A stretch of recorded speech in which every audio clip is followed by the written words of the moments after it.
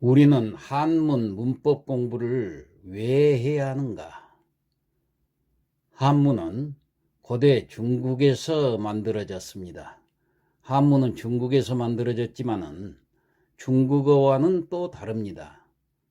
한문을 잘하는 사람이 중국어도 잘한다라고 오해하기도 하는데 사실은 그렇지 않습니다.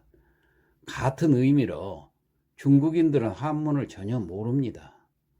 중국인도 잘 모르는 한문을 우리는 왜 배워야 할까요? 한자는 한나라 시대의 문자라는 뜻인데 한나라 시대에 와서 지금의 한자 모양이 갖춰져서 한자 한문이라고 칭하였기 때문입니다. 기원전 한문은 중국어와는 그래서 다릅니다. 일단 모양부터가 다르고 한문과 중국어는 문법 체계도 다르고 문법 체계에 사용된 한자의 쓰임새도 차이가 있습니다. 한문은 고대 중국어이기 때문에 현대 중국어와는 달라서 중국어가 한자를 이해하는 데 도움이 될 수는 있겠지만은 중국어를 한다고 한문을 완전히 이해한다는 것은 아닙니다. 실제로 지금의 중국인에게 한문을 보여주면은 대부분 이해를 하지 못합니다. 그렇다면 우리는 왜 고대 중국어인 한문을 공부해야 하는가? 우리는 예전부터 문자가 존재하지 않았습니다. 우리의 전통 문화들은 한문을 차용해서 기록해 왔는데 이미 고조선 시대부터 사용되었습니다. 그러니까 우리나라의 말과 글의 역사는 한자, 한문과 함께 했다고 해도 과언이 아닙니다. 우리는 우리의 문자가 존재하지 않은 채 한문을 사용하였다가 조선시대 세종대왕에 의해서 비로소 우리의 문자인 훈민정음이 만들어졌습니다. 그렇지만은 그마저도 비주류 문자 취급을 받아왔고 여전히 공식 문자나 한문을 사용해 왔습니다. 한문이 폐지되고 한글이 공식 문자로 사용되기 시작한 것은 일제강점기 때부터였습니다. 한글이 본격적으로 사용된 것은 100년이 채 안 된다는 이야기입니다. 우리 역사 5000년 중에서 4900년이 한자가 주류였기 때문에 아직도 우리 언어와 문화에는 한자와 한문이 많은 영향을 미치고 있습니다. 우리가 사용하는 어휘의 반 이상이 한자어이고 심지어 우리가 사용하는 이름도 대부분 한자입니다. 일상생활과 학습, 직업, 업무의 그 문해력에 크게 좌우하는 것이 한자어인 셈입니다. 우리의 의사소통 능력을 위해서 한자와 한문은 매우 중요한 위치에 있는 것이 현실인데 이를 어찌 하겠습니까? 자, 조선시대에는 한문을 사용하면서도 이를 어렵게 습득을 했습니다. 즉, 수백 번 익힘으로써 물리가 터진다고 했습니다. 그러나 지금은 바쁜 시대에 그때의 학습 방식만으로는 한문을 습득하기는 어렵습니다. 좀 더 체계적으로 문법부터 익혀나갈 필요가 있는 것입니다. 예를 들어서 옛사람들은 지금의 문법처럼 품사나 성분을 세분해서 사용하지를 않았습니다. 명사, 동사를 제외한 거의 모든 것을 어조사인 허사라고 했습니다. 배우고 익히기가 매우 어려웠지요. 부분별로 정리가 되지 않아서 그랬을 것입니다. 100번을 읽어서 비로소 이 어조사인 허사가 통해야 물리가 통한다고 했습니다. 앞서 말한 대로 우리나라 한문 품사에 있어서 통일된 규정은 없다는 얘기죠. 현재 한문 학자들도 대략 10개 정도 품사를 각기 나름대로 논리를 가지고 설명을 하고 있습니다. 그래서 이를 정리를 해서 한문 공부하는 데 도움을 주고자 이 강좌를 개설했습니다. 적어도 기본 문법은 알아야 문장 해석도 쉽게 접근할 수가 있기 때문에 이 강좌는 초심자에게 상당한 도움이 되리라 믿습니다.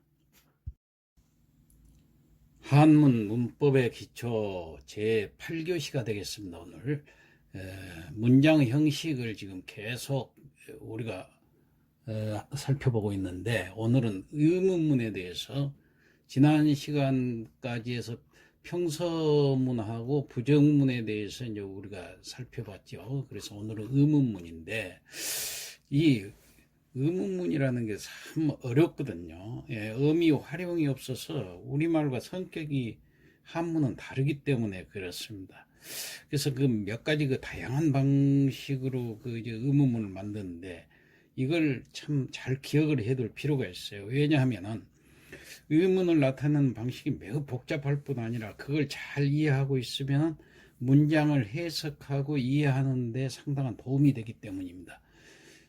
한문에서 이 의문문을 만드는 방법에는 첫째, 의문형을 만드는 부사를 구문이나 문장 맨 앞에 넣는 방법이 있고, 둘째로 문장의 끝에 의문을 나타내는 그 어조사, 그러니까 의문사지요. 의문사를 사용하는 경우가 있고, 셋째, 의문의 뜻을 강조하기 위해서 다른 말과 결합하는 방법이 또 있고 그래요. 자, 그래서 오늘은 먼저 의문형 부사를 문장 앞에 넣는 경우, 어떤 의문부사들이 놓인가 하면은, 예를 들어서 하라, 어찌 하자라든가 안, 편안할 안자가 여기서는 어찌 안자가 됩니다. 이 의문문에 쓰일 때. 그 다음에 누구 숙자라든가 누구 수라든가 같은 누군데도 또 용법이 달라요. 그 다음에 오, 이 싫어할 오자가 의문문을 만드는데 또 쓰입니다. 그 다음에 해자가 있어요. 야, 이런 이 의문형 부사들이 문장에 놓였을 때는 이게 의문문 아닌가 하고 잘 살펴서 해석을 해야 됩니다.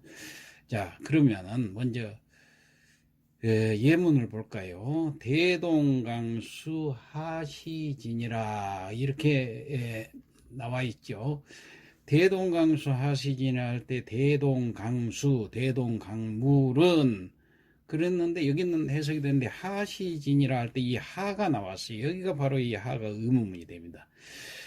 자, 하라는 이 의문부사는 사물을 가리키는 그 의문부사입니다. 그래서 서술어나 수식어나 관형어 등으로 쓰여가지고 구문이나 문장을 아주 감탄을 동반한 반어에 가까운 의문형으로 만드는 구실을 합니다. 그래서 우리말로 해석할 때는 하가 꾸미는 대상의 성질에 따라서 또 해석하는 방법이 또 세 가지가 있어요. 그래서 이게 좀 잘 살펴봐야 된다는 거예요. 첫째로는 사물을 대상으로 하면 해석할 때 무엇 이렇게 해석해야 됩니다. 시간을 대상으로 할 때는 어느 혹은 언제 이런 식으로 해석을 해야 돼요. 그렇지 않는 경우가 있어요. 추상적인 대상일 경우가 있습니다. 그럴 때는 무슨, 어찌하여 이런 정도로 해석을 해야 됩니다. 그러면 이 대동강수 하시진이라는 이 문장은 어떻게 해석을 해야 될 것인가? 여기서는 하가 시를 대상으로, 하시, 그러니까 시간을 대상으로 했기 때문에 시간과 관련된 것으로 해석을 해야 돼요. 그럼 어떻게 해석할까? 언제 혹은 어느 이런 식으로 해석하면 됩니다. 그래가지고 해석하면 해석이 그냥 풀려요. 자, 대동강수, 대동강물이죠. 대동강물은 하시 어느 때, 시간이니까 어느 이렇게 해석을 해야 돼요. 때, 진, 다 할 것인가, 다 하다는 것은 말할 것인가, 그런 뜻이 되겠습니다. 자, 이렇게 알고 보면 해석이 그렇게 어려운 건 아니에요. 자, 이렇게 차근차근 풀어서 해석을 해 나가 봅시다. 그 다음 두 번째 예문을 볼까요? 불공불상 하불도적이라 이렇게 되어 있는데, 이 문장에서도 하불이 나오는데 하불 나오기 전에 봅시다. 공이라는 기술을 말하는 거예요.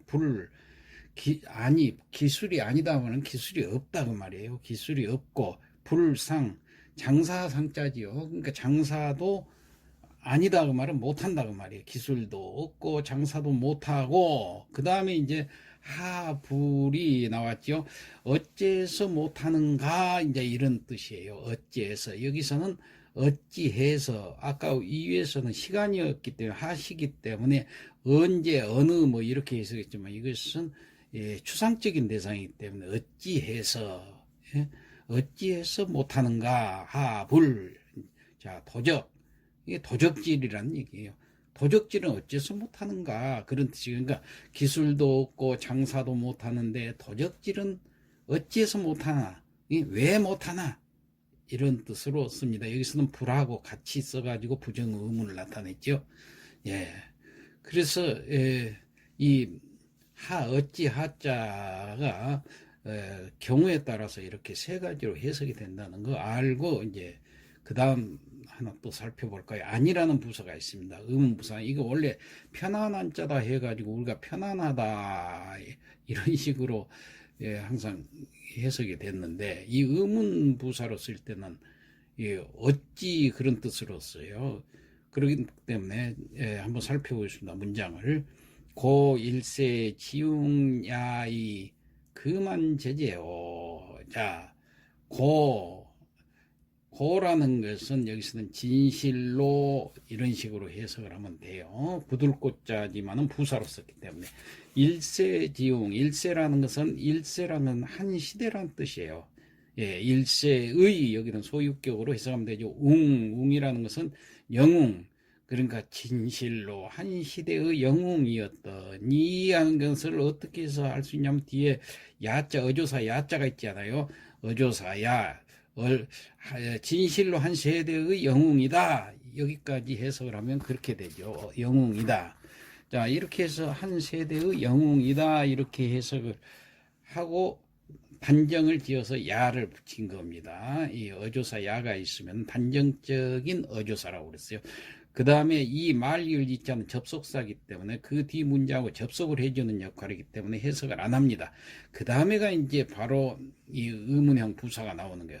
그만 제재요. 그만 이제금 지금. 자, 제는 있을 제자지요. 그 다음에 그 다음 제자는 어조사 제자지 의문문이기 때문에 그건 해석을 안 하고. 그러면 있다 그러는데 어디라는 이 안자가 의문형 부사로 해석을 해야 됩니다. 어디에 있느냐 이렇게 해석을 해야 돼요.